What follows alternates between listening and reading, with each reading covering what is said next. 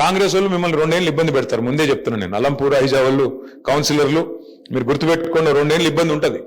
కానీ సినిమాల్లో కదా లాస్ట్ హీరో వచ్చినట్టు మళ్ళీ కేసీఆర్ గారు 2 ఏళ్లలో వచ్చేస్తాడు. లేక 3 ఏళ్ళు మళ్ళీ మీరు లాస్ట్ టర్మ్ మాత్రం, last part of your term అంటే చివరి దశ 3 ఏళ్ళు మాత్రం బాగుంటుంది. ఇంటర్వెల్కి ముందంతా వాళ్ళు, ఇంటర్వెల్ తర్వాత మనం, ఇంటర్వెల్ తర్వాత అంతా మళ్ళీ మన స్టోరీ స్టార్ట్ అవుతుంది. ఇంటర్వెల్ దాకా ఏముంటాయి, కష్టాలు ఉంటాయి కదా, అవి కొన్ని ఉంటాయి. ఇంకా మీకు ఫోన్లు వస్తాయి, ఇంకా అను వచ్చేయండి మీరు వచ్చేయండి కాంగ్రెస్లోకి, ఏం చేస్తారు మీరు ఆడుండి, అభివృద్ధి చేస్తాం, గడిది గుడ్డు చేస్తామని చెప్తారు. అభివృద్ధి లేదు, ఏమీ లేదు. వాళ్ళు దోచుకోవడానికి పుట్టినారు. చూస్తున్నారు కదా మీ సంపత్ కుమార్ గారు ఎంత గొప్పోడంటే,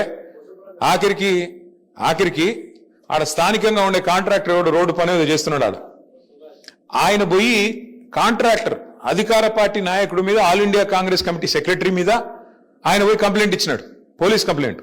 8 కోట్లు అడుగుతున్నాడు, యాడికెళ్ళి పని చేయాలి, నేను ఇంకా ఉన్నాయంతా వీళ్ళు ఉడుచుకొని పోతే మేమేం పని చేసేది, యాడికెళ్ళి చేస్తామని చెప్పి మీ స్థానిక కాంగ్రెస్ నాయకుడు, మాజీ ఎమ్మెల్యే మీద కాంట్రాక్టర్లే బాహాటంగా దోపిడీ చేస్తున్నారు కాంగ్రెస్ వాళ్ళు. మరి మాజీ ఎమ్మెల్యేనే ఇంత దోసుకుంటుంటే ఇంకా రేవంత్ రెడ్డి గారు ఎంత దోసుకుంటుండాలో మీకు తెలుసు.